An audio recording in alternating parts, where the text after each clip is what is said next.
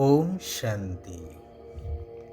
ରବିବାସରୀୟ ଶୁଭ ସକାଳର ଶୁଭ ବେଳାରେ ସମସ୍ତ ଆଧ୍ୟାତ୍ମିକ ପ୍ରେମୀ ମହାନ ଆତ୍ମାମାନଙ୍କୁ ହୃଦୟର ଶୁଭ ଅଭିନନ୍ଦନ ଜଣାଇ ଆଜିର ପ୍ରଭୁ ଚିନ୍ତନର ଆଲୋଚନା ପରିସରକୁ ମୁଁ ସମସ୍ତଙ୍କୁ ସାଦର ନିମନ୍ତ୍ରଣ ଜଣାଉଛି। ଆଜିର ଏହି ବସ୍ତୁବାଦୀ ଭୌତିକ ଦୁନିଆ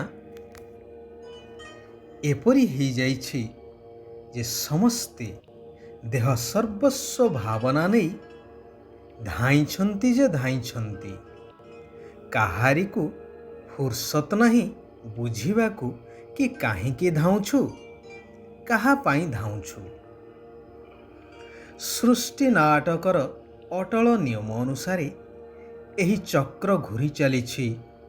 ସତ୍ୟ, ତ୍ରେତୟା, ଦ୍ୱାପର, କଳି, ପୁନଃ କଳିରୁ ସତ୍ୟକୁ ଯିବା ପାଇଁ ପରମାତ୍ମ ପ୍ରିୟ କଲ୍ୟାଣକାରୀ ପୁରୁଷୋତ୍ତମ ସଙ୍ଗମ ଯୁଗ, ଯେଉଁଠାରେ ଭବିଷ୍ୟ ନୂତନ ଦୁନିଆର ପ୍ରାପ୍ତି ପାଇବା ପାଇଁ ପରମାତ୍ମା ପୁରୁଷାର୍ଥ କରେଇଥାନ୍ତି। ସ୍ୱଳ୍ପ ଅବଧି ସମୟର ଏହି ଯୁଗରେ ପୁନଃ ସତ୍ୟ ଯୁଗ, ଏହିପରି 4 ଯୁଗ ଘୂରି ଚାଲିଛି ଅବିରାମ ଗତିରେ। ଏଥିରେ ପ୍ରତ୍ୟେକ ଆତ୍ମାରୂପୀ ଅଭିନେତା ଭିନ୍ନ ଭିନ୍ନ ନାମ ରୂପ ଶରୀର ରୂପକ ବସ୍ତ୍ର ଧାରଣ କରି ଅଭିନୟ କରି ଚାଲିଛନ୍ତି ଆବହମାନ କାଳରୁ, ଅର୍ଥାତ୍ ସତ୍ୟ ଯୁଗରୁ।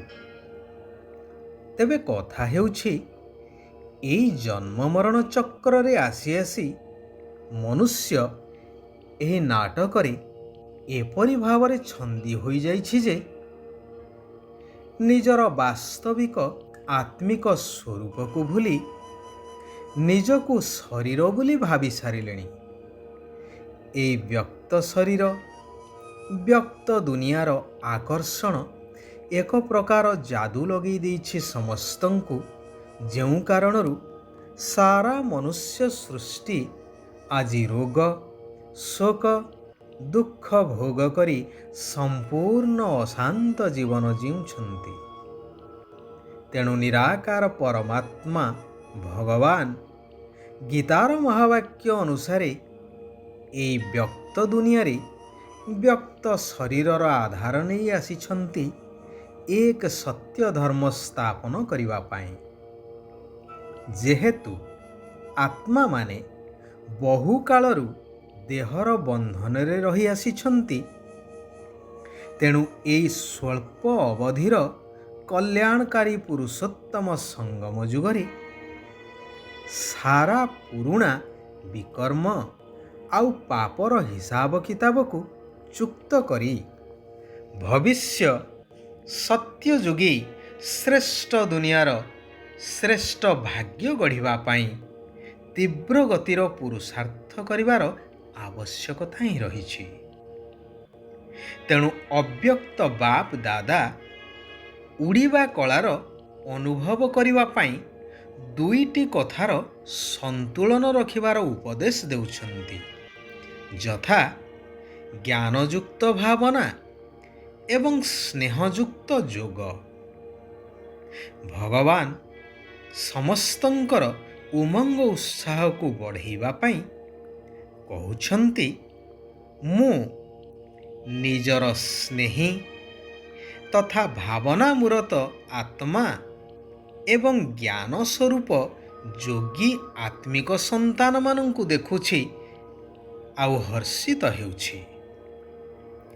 ଏମାନେ ମୋର ପ୍ରିୟ ମଧ୍ୟ ଅଟନ୍ତି। ଜ୍ଞାନ ସ୍ୱରୂପ ଯୋଗୀ ଆତ୍ମାମାନେ ନିଜର ଶକ୍ତି ଅନୁସାରେ ବାବାଙ୍କର ନିକଟବର୍ତ୍ତୀ ତଥା ସମାନ ହୋଇ ସର୍ବଶକ୍ତିର ଅନୁଭୂତି ରୂପୀ ସମ୍ପତ୍ତି ପ୍ରାପ୍ତ କରିଥାନ୍ତି। ଉଭୟ ତ ପ୍ରାପ୍ତି ସ୍ୱରୂପ ଆତ୍ମା ଅଟନ୍ତି, ତେବେ ଉଭୟଙ୍କ ମଧ୍ୟରେ ଅନ୍ତର ରହିଛି। ସ୍ନେହୀ ଏବଂ ଭାବନାମୂରତ ଆତ୍ମାମାନେ ବାବାଙ୍କଠାରୁ ସ୍ନେହର ଅନୁଭବ କରିଥାନ୍ତି, ଶକ୍ତିର ମଧ୍ୟ ଅନୁଭବ କରିଥାନ୍ତି, କିନ୍ତୁ ସଦାକାଳର ଏବଂ ସର୍ବଶକ୍ତିର ଅନୁଭବ କରିନଥାନ୍ତି। ହେଲେ ଜ୍ଞାନ ସ୍ୱରୂପ ଯୋଗୀ ଆତ୍ମାମାନେ ସର୍ବଦା ସର୍ବଶକ୍ତିର ଅନୁଭୂତି ଦ୍ୱାରା ସହଜରେ ବିଜୟୀ ହେବାର ବିଶେଷ ଅନୁଭବ କରିଥାନ୍ତି। ସମସ୍ତେ ତ ପୁରୁଷାର୍ଥରେ ବୃଦ୍ଧି ପ୍ରାପ୍ତ କରିଚାଲିଛନ୍ତି, ହେଲେ କେବଳ ଯୋଗୀ ଆତ୍ମାମାନେ ହିଁ ସର୍ବଦା ଅଚଳ ଅଟଳ ସ୍ଥିତିର ଅନୁଭବ କରିଥାନ୍ତି। ସ୍ନେହୀ ଆତ୍ମାଙ୍କ ମୁଖରେ ଏବଂ ମନ ଭିତରେ ସର୍ବଦା ବାବା ବାବା ଶବ୍ଦ ରହିବା କାରଣରୁ ସମୟ ଅନୁସାରେ ସେମାନଙ୍କୁ ଈଶ୍ୱର ପିତାଙ୍କର ସହଯୋଗ ପ୍ରାପ୍ତ ହୋଇଥାଏ।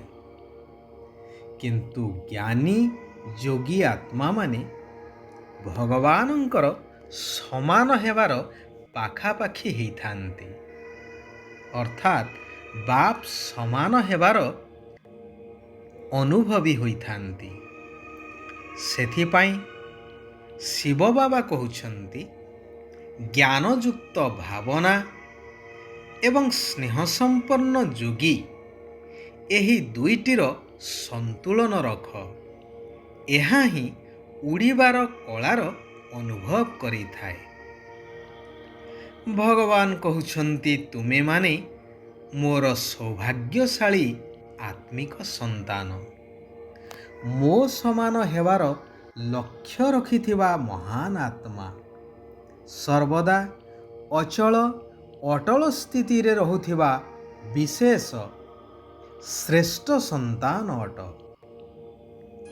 ଶିବ ବାବା କହୁଛନ୍ତି, ସହଜ ଯୋଗୀ ତାଙ୍କୁ କୁହାଯିବ ଯିଏ ସର୍ବଦା ଗୋଟିଏ ଛୋଟ ବାକ୍ୟକୁ ନିଜ ଭିତରେ ସମାହିତ କରିଥାନ୍ତି କି ବାବା ମୋର ଏବଂ ମୁଁ ବାବାଙ୍କର।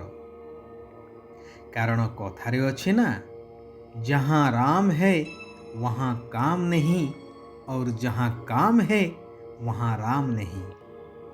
अर्थात तुम्हें जदि सर्वदा मोते साथी करिब, अर्थात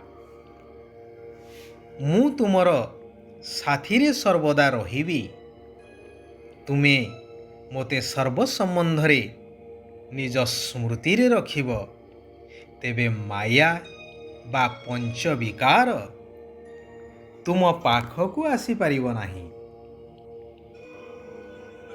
जदि जानिगल कि मोते बाबांको निकटरे ही रहिबार अछि, एहा ही मोर लक्ष्यस्थल, तेबे कर्मधंदा करिबा समय मध्य बुद्धि कर्मधंदा भितरे लगेई रखिबा व्यतीत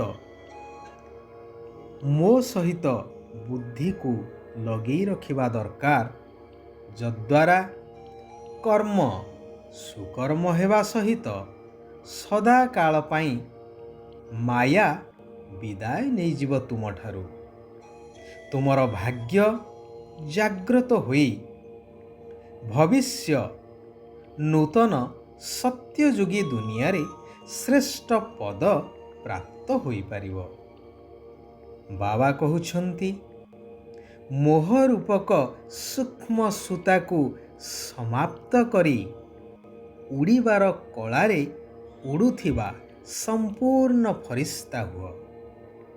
पुराना दुनिया सहित कौनसी संपर्क न रहू।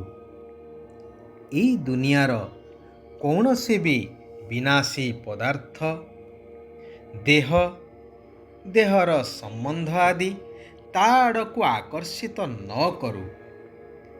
मन द्वारा अर्थात संकल्प द्वारा शक्तिर एवं कर्म द्वारा गुणर दान देवा ही महादानी हेबा। अच्छा, आजी पाई एठारे आमे माने विराम नेबा।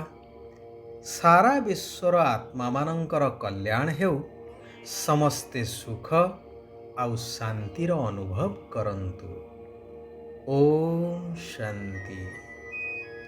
ଓମ୍ ଶାନ୍ତି। ଓମ୍